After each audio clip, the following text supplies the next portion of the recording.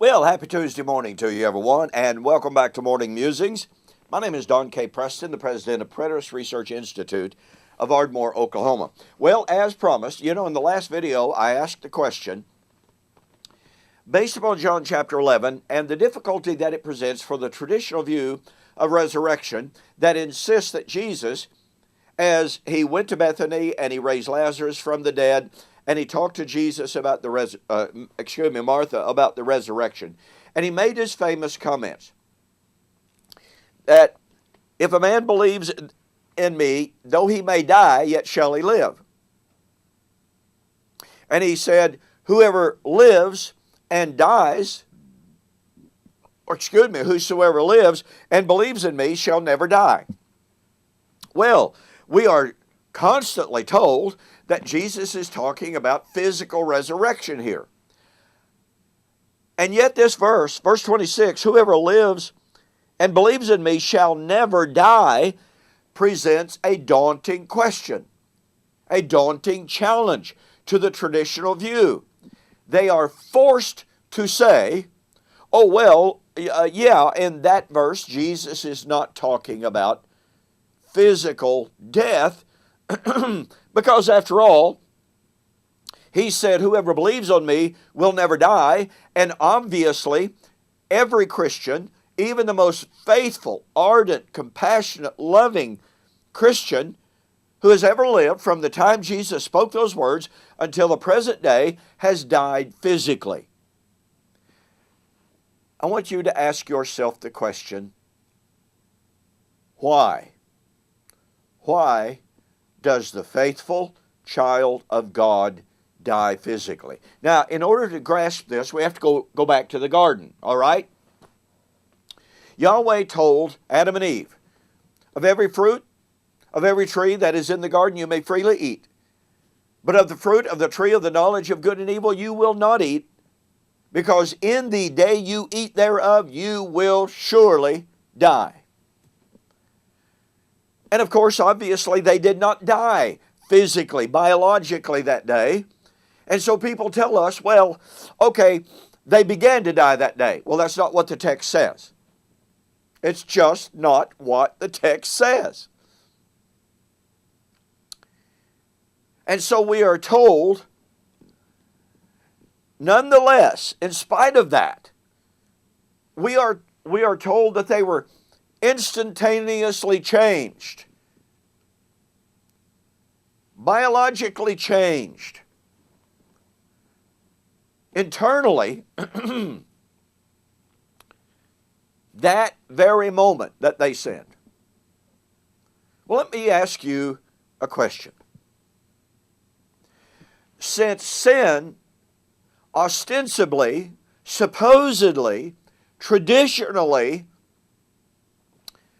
brings physical death, since sin supposedly brought instantaneous physiological change to Adam and Eve, let me ask a couple of questions here. Is the faithful child of God today truly, objectively forgiven of sin? Now, if I am a child of God and I am actually objectively forgiven of my sin, then since death is the consequence of sin, and since I therefore am forgiven of sin, and therefore have no sin in the eyes of God because of the blood of Christ, why do I have to die physically? No sin equals no death, because after all, the wages of sin is death, right?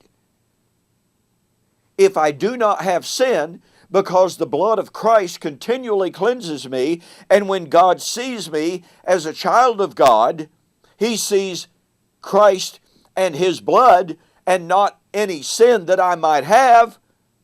I have no sin, thus why do I have to die physically? Oh, and so people tell us, well, you see, the curse of death has passed upon all men.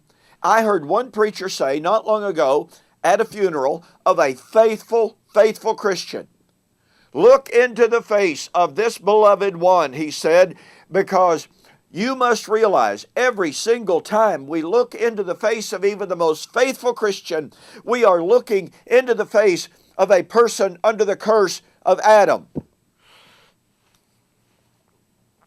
Really? We are forgiven of our sin. We are redeemed. We have redemption in Christ. We are in Christ, who is the resurrection. And yet, in Christ, we are under the curse of Adam, according to the traditional view. Folks, that's a horrid doctrine. And let me ask you a final question for this series. This is troubling for David Hester and all amillennialists, all futurists of any stripe. If Adam and Eve were physiologically changed the moment they sinned, why isn't the Christian physiologically changed the moment they become a child of God and are forgiven of their sin? Adam and Eve instantaneously, physiologically changed the moment they sinned. Okay, then to reiterate, why is it that the moment that I believe, the moment I become a child of God by faith, why is it that I am not instantaneously physiologically changed from mortal to immortality? Why is it that as a child of God in Christ, in the resurrection, why is it that I'm still under, supposedly, the curse of Adam? Boy, talk about troublesome for the traditional view. And of course, Dr. Hester exhibited no knowledge of these issues. Listen, if you want to see more on this, the problem with asserting that physical death is the death of the garden and therefore must be the death that is overcome at the supposed last day, at the supposed but non-existent end of time, get my book, We Shall Meet Him in the Air, The Wedding of the King of Kings. I have an extensive discussion of the death of Adam in this book.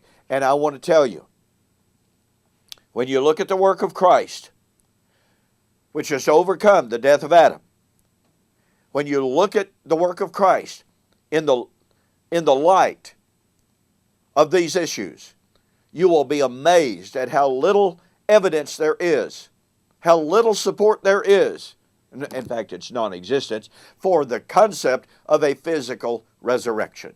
Go to my website, donkpreston.com, BibleProphecy.com, order the book, send me a note that says you saw the offer on YouTube or Facebook, and I'll refund your shipping. Well, thank you so much for joining me for this morning's Morning Musings.